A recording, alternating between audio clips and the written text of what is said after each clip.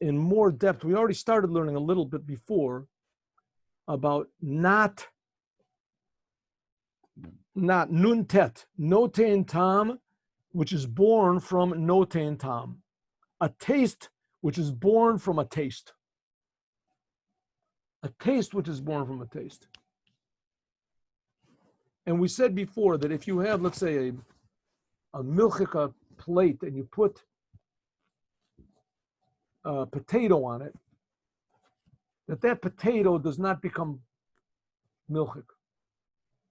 And you can eat it even with meat, according to the Machaber, according to the Ramah not. We're going to see. Now, one second. Who is the Machaber? Who is the Ramah? The Machaber is Rabbi Yosef Cairo. The Ramah is Rabbi Moshe Isserlis. Rabbi Yosef Cairo is Rabbi Yosef Cairo Hasfardi. He's buried in Sfat.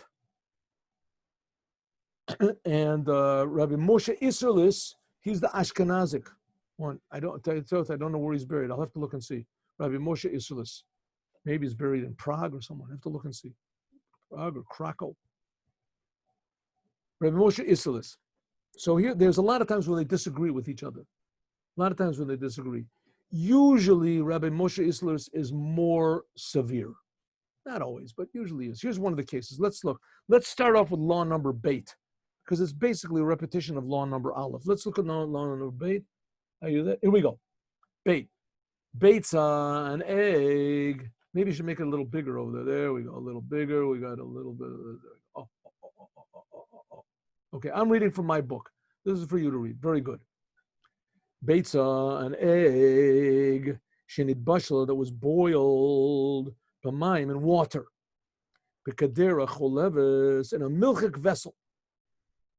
Muter l'teito ta, it's permissible to put this egg b'tocha tarnagolet as a stuffing inside of a chicken.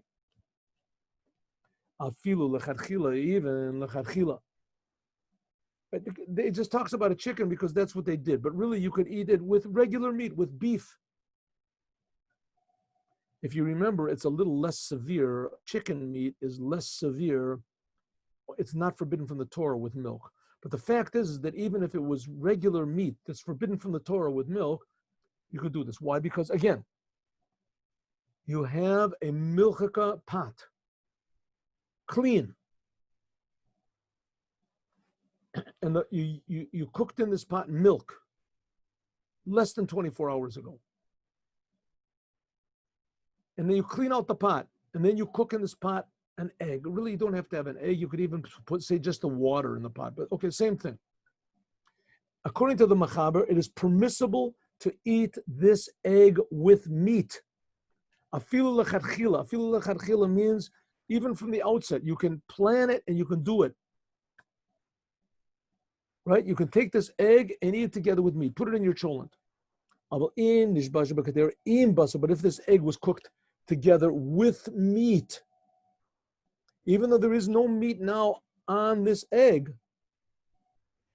that if you cooked this egg together with meat, afilu b'klipa, even if the egg was still in its shell, because the shells are porous, you cannot put it into, right? You cooked it in a meat pot. You cannot put it, you cooked it with meat. If you cooked it together with meat and you took the egg out, now there's no meat on the egg at all, just the taste of actual meat in the egg, then you cannot eat it in cream cheese. So let's just be clear. You have an egg, you have two eggs. One egg you cooked in a fleshik pot, and one egg you cooked together with actual flesh. The egg that you cooked in a fleshik pot, right, there was no meat there at all.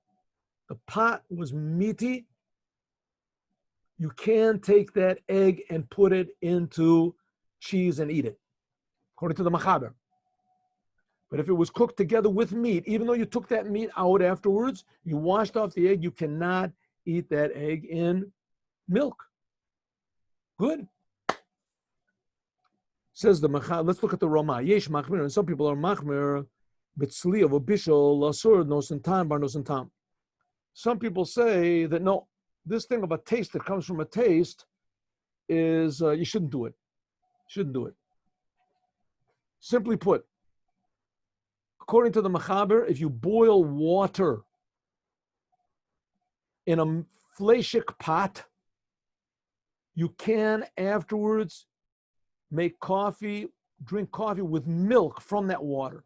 Take the water, you cooked it in a fleshik pot, clean, cooked it in a fleshik pot. The pot was used within the last 24 hours. You have the clean fleshik pot. And you cooked it in water. You can take that water and drink it coffee with milk, according to the Mechaber, according to Yosef Karo. According to the Ramah, yesh machmirin b'tzli of a bishul asur nosin tam nosin tam. The Ramah said that no, if that water or the egg or whatever was cooked in a fleshik pot, then you cannot use that water or that egg with milk. Can't do it. Can't do it. That's why you can't do it. But Mina, what's the custom? The custom is to be a little bit lenient and say like this: Lechatchila no, and b'diavad mutar. Lechatchila you can't do it. What does it mean lechatchila? You have a fleshik pot. You cooked in it water. You made coffee with the water. And you say, oh, I want to put milk in this water. I can't stand coffee without milk. Can I put milk in the water? You ask me, right? I'm the rabbi. Can I put milk in the water? I cook the water in a fleshik pot. Can I put milk in it? I say, no, you can't do it. Can't do it. Says, oh man, I already did it. I say, okay, if you did it, you can drink the water. B'diavad, if you already put it in, you can drink it. But don't do it again. In other words, if you already mixed it in, it's okay, but you cannot do it. What does the person say? But one second, but I'm a Sephardic Jew. I'm a Sephardic Jew. I go, oh, if you're a Sephardic Jew, then you can put the milk in there, no problem. You can put the milk in. Because that's what's called not barnat. Noten tam, barnoten tam. Is it permissible lechatchila to do? The Mechaber says yes, the Ramah says no, and we'll continue more, God willing, tomorrow. Have a good day, everyone. Wait. The other day, didn't you say I could take an egg made in a fleshik pan? Right. Nothing's in it. It was a clean pan. I could put it on my milking plate and put some cheese sauce on it. That's according to the Mechaber. That's according to the Mechaber. That's what we learned. That's what the Mechaber says. But now we're learning to the Ramah, and he says, you should not do it. But if you did do it, then it's okay to eat it, especially if you already ate it. It's for sure you didn't do a sin. Tough. Okay. Thanks, Rolf. See you tomorrow. See you all tomorrow. Thank 1 you. second. Where were you kids? Where were you kids today? What happened? Huh? All right. Anyway, I told the story, sort of. We went to Iran for an opshanish. Oh, Mazel Tov. Okay. Well, we have a question here. Who is? But 1 second, just 1 second, kids. But I did just now tell the story of Rabbi Yochanan Rabbi Hanina ben Dosa with the stone. You heard that story? Did you hear the story? No, they weren't here. No, they weren't there. Okay, 1 second. I'll call you right back. I'm doing a Zoom class. I'll call you back. Okay, ready? Before we go to the story. All right, go on. Question here: who is the Rama and who is the Mechaber? The Mechaber is the author of the Shulchan Aruch. Here, let me just show you a picture over here. That's Rabbi Yosef Cairo. This is Rabbi Yosef Cairo. The dark print here. The dark print here. Can you see it? Dark print is Rabbi Yosef Cairo. Rabbi Yosef Cairo also wrote a commentary on the Rav Yaakov Balaturim. Rav Yaakov Balaturim, he was the son of the Rosh of Rabbeinu Asher. And this is what's called, here, Beit Yosef. Oh, yeah. 1 second. This is the Beit The Yosef. Beit Yosef is the Sephardi. Beit Yosef. Now, Beit Yosef was Rabbi Yosef Cairo. Rabbi Yosef Cairo then wrote, he was a Sephardi, yes. Then he took he decided he was going to write a Shulchan Aruch, a shorter version of what he had, and he changed some of his opinions also.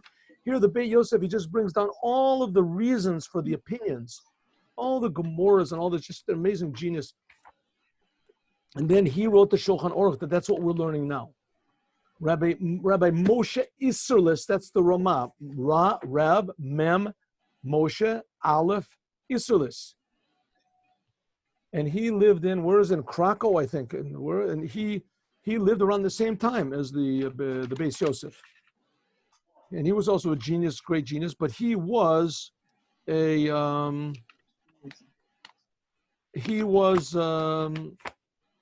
Ashkenazic. Where does it say over here? Doesn't say. Huh? Anyway, this is the Rosh. Anyway, I'll find it after it's here. I don't remember if it was from Prague, if he's from Krakow. I don't remember. I'm sorry. I'll have to look it up next time. And the Shulchan Aruch of Rabbi Shneur Zalman of Liadi. No, that's okay. Then afterwards, there were written Shulchan Aruch. The Shulchan Aruch of Rabbi Shneur Zalman of Liadi. That was written 200 years after, about a little more, but 200 years after this big Shulchan Aruch was written. He wrote also a Shulchan Aruch, but he wrote it because the Maggid of Mezrich told him to write it. And this was a shortened version. It was supposed to be for all the Chassidim, but for whatever reason it wasn't it. So then there's other also shortened versions of the Shulchan Aruch. We have, of course, the famous Kitzur Shulchan Aruch by, what's his name, by Gansfried. Shulchan Aruch, that's even a shorter version. The shorter version. There were others also. There's other types of Shulchan Aruchs that were written. There was the Lavush and there were books that came. Of course, the Rambam. That was ideally the idea of the Rambam. It was supposed to be a Kitzur sort of Shulchan Aruch for all the laws. But there were other opinions. The Rif and the Rosh Rabbi Alfasi and the Rosh Rabbi Asher, that sometimes they disagreed with the Beit Yosef. And this was all put together, right? This is all put together. So I'm sorry, I made a mistake. They sometimes disagreed with the Rambam. These three opinions, the Rambam, the Rosh, and the Rif, the Rambam, the Rosh, Rabbeinu Asher, and the Rif, Rabbeinu Alfasi, those three opinions, the Beit Yosef took into account. He tried to be as much as possible like the Rambam. When the others two disagreed with him, as he usually put their opinions down. In other words, he distilled all the other opinions that came before. Because before that, before the Rambam and the Rif, you had to know all the Gemaras. You had to know all the Gemaras, and you had to sift through the whole thing in your mind. And so only the greatest rabbis could give you a decision. So the Rambam came and he made that a little bit easier. Others after him. And what we're learning is the Shulchan Aruch that was written about 450 years ago.